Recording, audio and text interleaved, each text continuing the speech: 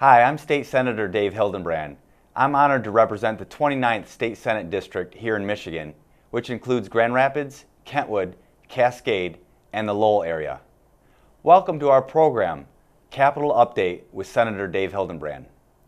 During this show, we'll be speaking with community leaders to discuss important issues to the people of the Grand Rapids area, as well as our entire state. We'll also be talking with people in state government on happenings in Lansing that affect us back here in our community. At the end of each program, you'll be given contact information you can use to submit input on the topics discussed on our show. We hope you enjoy our program. Thank you for watching.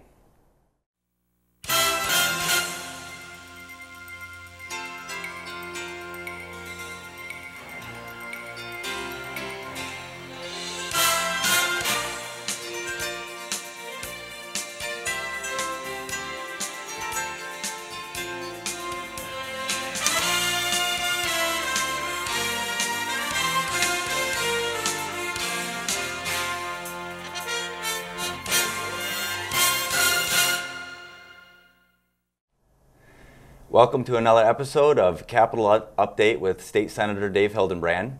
Glad you were able to join us today.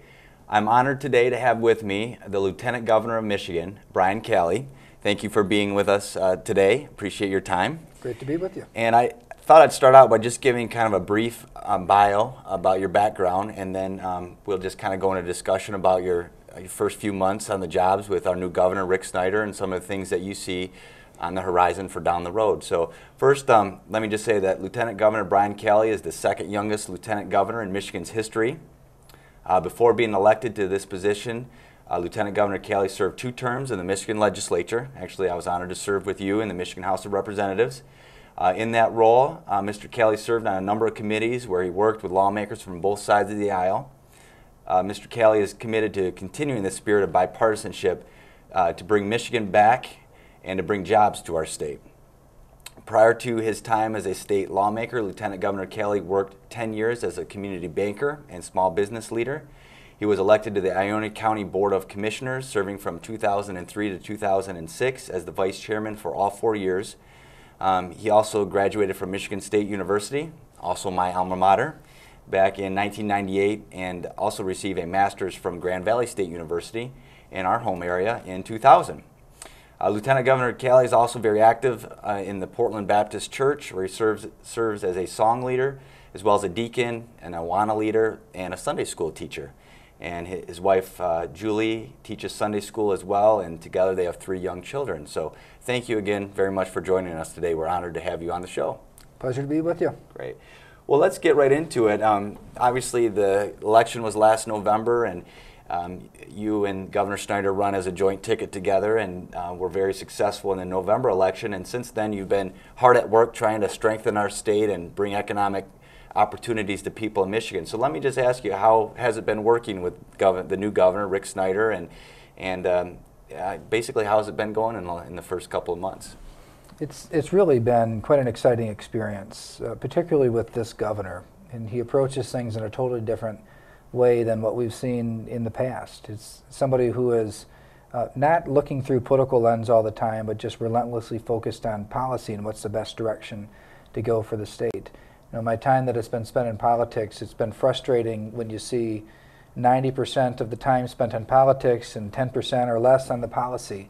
And this is a governor who inverses those numbers. That we spend all the time trying to get to the bottom of what is the best policy for the people of the state of Michigan, without regard for what's the most politically expedient thing to do or what's the way to avoid difficult decisions. And that's really where we're coming from at this point. And it's just to look at what are the long-term problems of the state and how do we fix those problems instead of the focus on how do we just get by for another year. Right. We owe it to our citizens to actually put into place the type of system that's sustainable long-term. Yeah, well, that's great. And for our viewers, they may not know exactly what a lieutenant governor of Michigan does. And, you know, I kind of described to a lot of students that I talked to, you know, we have, in the federal level, we have a president and a vice president. And similarly, you can draw the analogy that in Michigan, we have a governor and a lieutenant governor who would be sort of the vice president of Michigan. But is that accurately described, I guess, that relationship? And then secondly,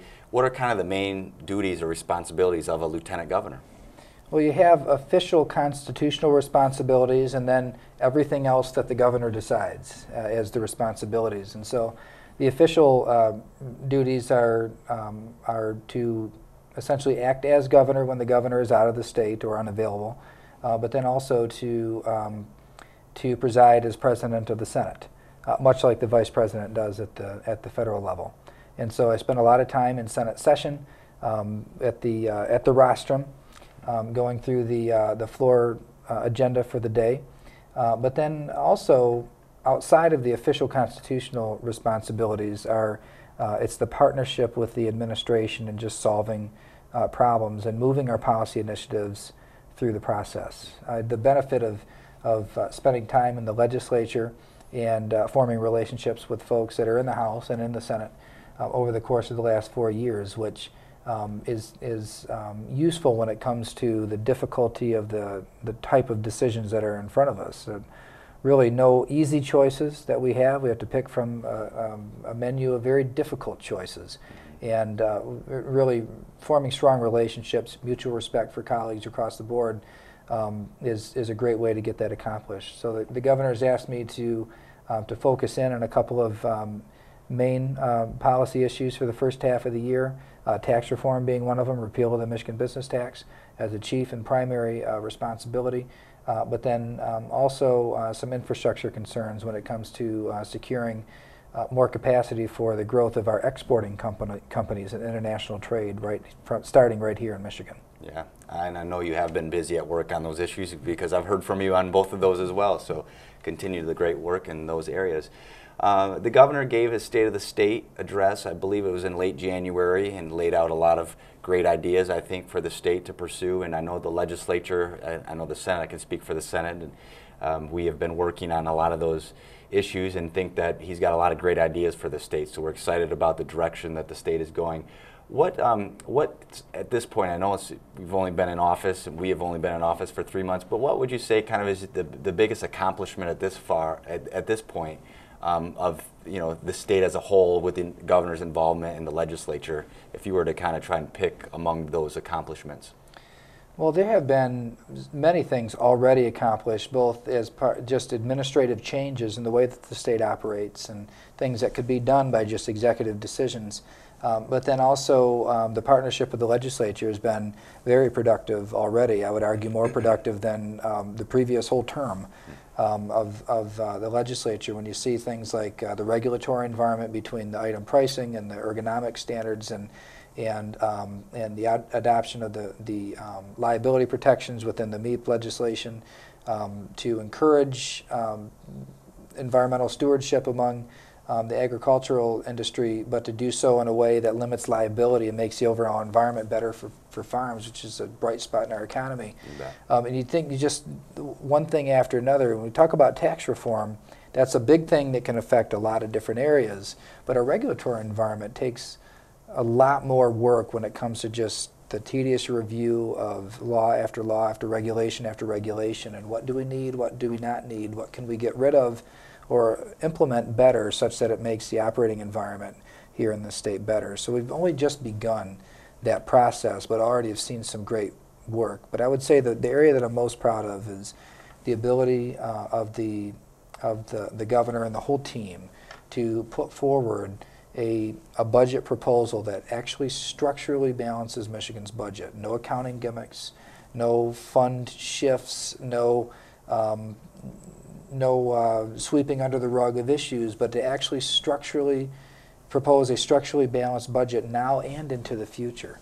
That's hard, and we don't take lightly the type of decisions that have had to be made in order to accomplish that. But at the same time, it is necessary for us to start living within the means that the people of the state can afford. And that means not only current spending, but also start the process of paying down the substantial amount of debt and liabilities that this state has accumulated over the course of the last few generations. And that's something that no other state in the country is proposing to do. Hard times everywhere you look, but we still have to live within our means, and we have to stop borrowing money, and we have to start paying down what we've already borrowed. This budget accomplishes that, And it's something that I think that really, while the transition is difficult, that we should all be proud of a governor that has the guts to do it. Yeah, yeah, no question. And I know right after the election, the governor assembled his team, and one of the first things they started working on is the state budget, to put together what he thinks is a good plan as we go forward. And I know there's a lot of work that went into it, a lot of thought, a lot of input from a lot of people. I know you yourself were very involved in that process as well, and now we're working obviously through the legislative process to analyze every angle of that proposal and hopefully give him back a balanced budget that maybe even has a few of our good ideas incorporated into it as well. So yeah, we're looking forward to that, especially, you know, we have a great team, had a lot of great ideas, but we've been very impressed with the quality of people, the leadership, and the output of the legislature. I think we've got the best legislature that this state has seen in a long time. And time will bear out the productiveness of that process. But as we've started out with a proposal, we know that as it goes through this process, it's going to get even better, and that it'll be a product at the end of the day that's done in a timely fashion, in a way that that faces the reality of our current fiscal situation in this state, and deals honestly with people to say this is what we can actually afford today, and then to implement real reforms that help to contain cost over time and operate the state in a way that's more like the way a normal family would operate their household budget. Yeah. And so when we get through this process, at the end of the day, we're going to have a state that is poised for growth, both economically and just the opportunity of individuals. That's great. Well, that sounds like an excellent goal, and I want to partner with the administration in meeting that goal. Well, that's great. Well, I want to shift gears a little bit and talk a little bit about the job creation issue in Michigan and the challenges that some families are facing out there with jobs in our state. And a lot of us talked during the elections of 2010 about the things that we can do as a state to try and create a better environment for jobs. And I know we're working on a lot of fronts. I've got a lot of great ideas that I'm pursuing. I know the administration is as well. But I guess just from your standpoint, can you talk a little bit about kind of the role of government and kind of creating a better environment so our people can have good paying jobs, so our unemployment rate comes down. We're at just over 10%, and we should all have a goal of bringing that down so people have good economic opportunities out there and can build a livelihood for themselves and their families. So can you talk a little bit about, from the administration standpoint, kind of the role of government in job creation and what we can do to create a